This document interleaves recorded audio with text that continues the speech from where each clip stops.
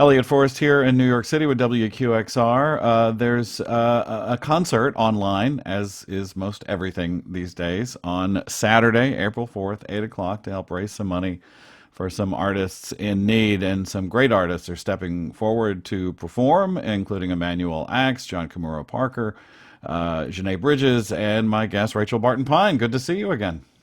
Great to be here. Or, well, I guess here. It's, Gosh, it's so, I feel you're like we have to here, alter our everyday language right right? now. Here is just home. Exactly.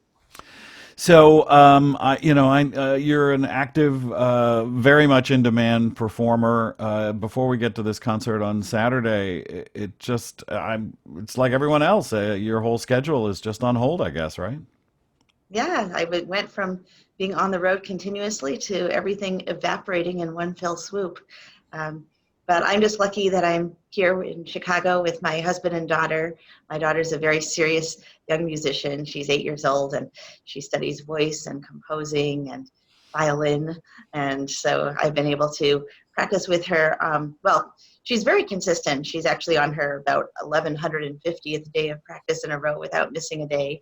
But normally she has to, sort of accommodate my schedule.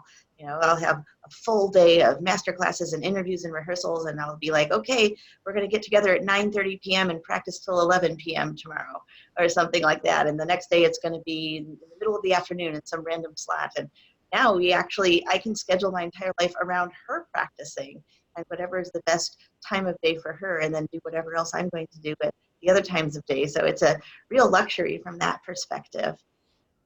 Let me give out this website right away. It's called ourconcerts.live. It is Saturday, the 4th at 8 o'clock. What's going to happen?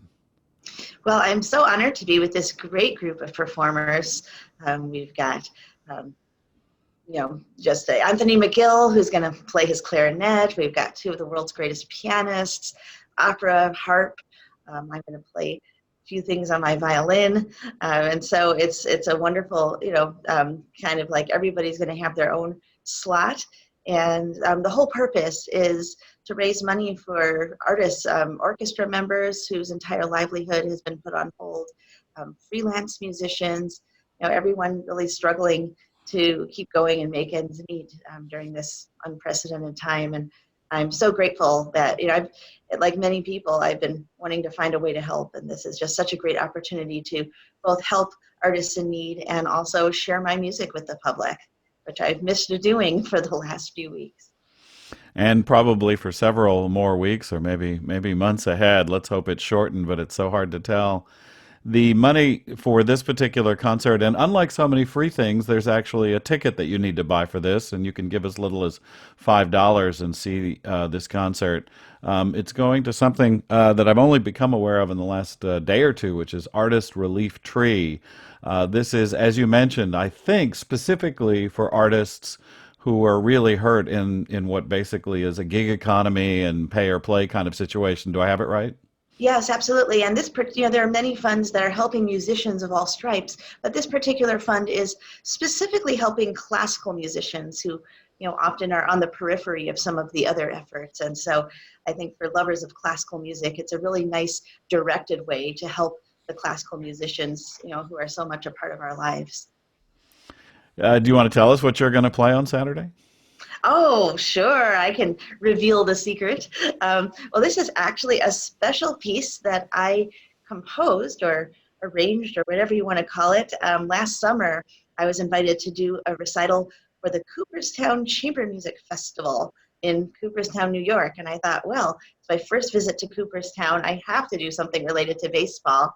And I'm kind of infamous for my theme and variations. I've done the happy birthday ones. That's my big YouTube hit, and other kinds of things, but I thought I'll do something a little different. So I call this a day at the ballpark, and I take a lot of those snippets of music that you always hear at baseball games or other sporting events, and the stuff played on the old organ like they do here in Chicago at Wrigley Field, and I kind of intersperse those with Take Me Out to the Ball Game, and it's just super, super fun.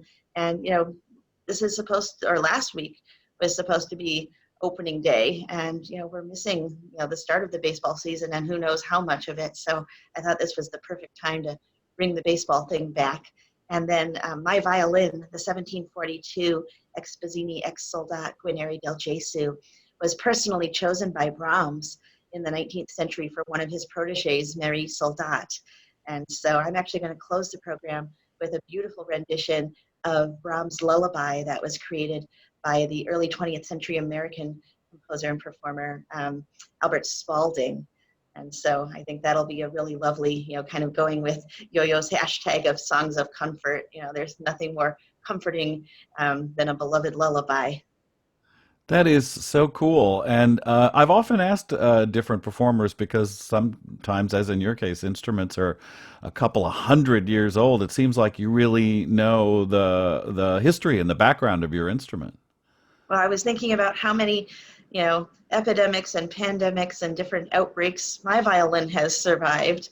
Not that violins get infected, but it's seen a lot, and it carries on, and kind of puts things into perspective when you think about all the history that's gone down since this instrument was made, and kind of gives you a bigger sense of the longevity of art and of humanity.